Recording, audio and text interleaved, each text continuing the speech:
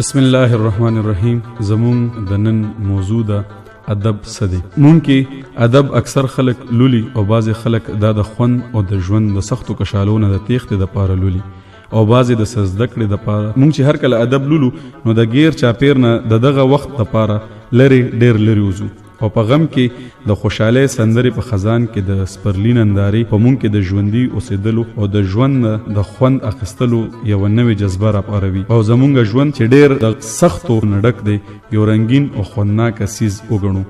ژوند بیا بیګار نه وي بلکې د تیرولو خوند اخیستلو سیز وي. که زمونږ نه دا تپوس وشي چې ادب وایي څه ته نو مونږ لوی لوی نقادان به په دې وینا مجبور شي، ځکه چې د ادب په هکله څوک هم په ذهن کې څه سوال لري نو هغه په دغه سیز باندې ډیر ښه پوهیږي. خو که چېرې تپوس وشي نو بیا ډیره ګرانه شي چې د ادب یو کوټلی تعریف تاسو ته وکړی شي. د ادب هیڅکله کوټلی تعریف نشي کېدی ځکه چې په دغه کې د مختلفو نقادانو، مختلفو ماهرینو، مختلفو علمانو رای د یو بل نه بدله ده او تر اوسه پورې یو رای یا یو تعریف هم مونږ ته داسې په نظر باندې نه دی راغلی، داسې مخې ته نه دی راغلی چې هغه مونږ دا وګڼو چې یاره بس دا د ادب مکمل جامع تعریف دی. هیڅ کله د ادب جامع تعریف نه کېدی شي نه چا کړی دی. لکه که زمانه تپوس نه کوئ نو زه پرې پوهیږم او که زمانه تپوس کوئ نو بیا پې هیڅ نه پوهیږم. د سینټ اګسټن چې یو ډیر لوی نقاد، یو ډیر لوی عالم دی، د هغوی د خولې دغه خبره ده که ادب په حق له زمانه تپوس کوي چې ادب څه دی نو بیا ما ته پته نشته چې ادب څه دی. خو که تپوس رانه نه کوئ نو بیا زه په دې سیز باندې ډیر زیات ښه پوهیږم. او هر کله چې یو نقاد ادیب یا شاعر د ادب څه مطلب ښودلی دی نو هغه د ادب په هکله د دغه کس خیالات ضرور وي، ولې دا ضرور نه ده چې نور ادیبان او نقادان دغه تشریح صحیح وګڼي. او په دې رنګ ډیر زیات مطلبونه او تشریحونه د دې کې شوي دي. ولې رښتیا خبره دا ده چې په یوه خبره هم د سړي سود نه کیږي. د دې بنیادی وجه دا ده چې ادب نه خو څه مادي شی دی او نه څه ساینسي علم. دا د یو سړي د تجرباتو او محسوساتو اظهار دی په کوم کې چې تخیل خپل رنګونه ډک کړي دي. د وینا ښکلی او لوړ انداز دا د دې قابل کړي چې دغه جذبه، تجربه یا تخیل مونږ هم محسوس کړو.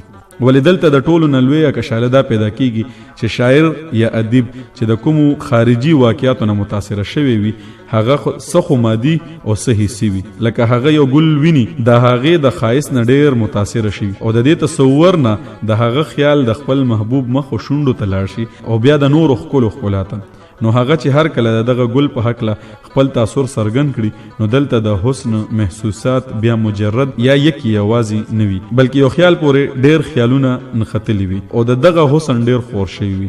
دغه خور تصور غیر مادي او ډیر ارت دی. د هغې اظهار یا څرګندول سمادي ذریعه غواړي او هر کله چې دغه خیال په یو رنګ یا بل رنګ څرګند کړی شي نو دا ځای په ځای کټ شي او چکیږي او بیا لوستونکي، لیدونکي او د اورېدونکو مخې ته راشي. نو اصل سیزونه د شاعر یا فنکار مازغه او د هغه محسوسات وي او دغه سیز د حساب په فارموله یعنی 2 او 2 څلور کې نشي بیا موندلې. په دې خبره پوهېدلو دپاره موږ د ګل مثال به په یو بل رنګ واخلو او هغه د دې دپاره چې د یو سیس په هکله د مختلفو خلکو د یو بل نه بیل بیل رد عمل یا عمل وي. یو ګل د شاعر دپاره، د یوې پیغلې دپاره، د یو باټني د ماهر دپاره، د یو عطر ویستونکي یعنی د عطار دپاره، د یو کروندې او باغبانۍ شوقین دپاره، د یو ماشوم دپاره بیل ښایست، فایده یا ښېګړه لري. د ټولو محسوسات او د هغې اظهار د یو بل نه بیل بیل وي او که دغه اظهار مختلف کېدی شي نو بیا د ادب په هکله د هر یو نقاد رای د بل نه بیله ولې نشي کېدلی بلکې ولې د تشریح بیله نه وي. یو مونږ په ادب پوهېدلو دپاره د بعضې نقادانو رای به په لنډه لنډه وګورو او دا کوشش به وکړو چې څه نتیجې ته پې ورسو. په دې هکله د ټول نه اول افلاطون باس کړی دی. هغه ادب ته د فطرت نقالي ویلې ده. هغه وایي چې شاعر خپل تصویر د ټکو په ذریعه جوړوي ځکه هغه نامکمله او غیر حقیقي وي. هغه د اصل په شانتې نقشه هم نه راکاږي. کله پکې زیاتوالی راولي او کله پکې کموالی، کله پکې زیاتوالی ښکاري او کله پکې کمې ښکاره شي ځکه ورته هغه د نقل نه نقل وایي. او د دې نه علاوه افلاطون دا هم وایي چې ادب اخلاق خرابونکی دی. د لیونتوب یا د عقل نه لرې خبرې دي. د جذباتو نه ډکې خرابې خبرې هم په ادب کې بیانېږي. نو د دې کبله په خپل جمهوریت کې ورلځې نه ورکوي.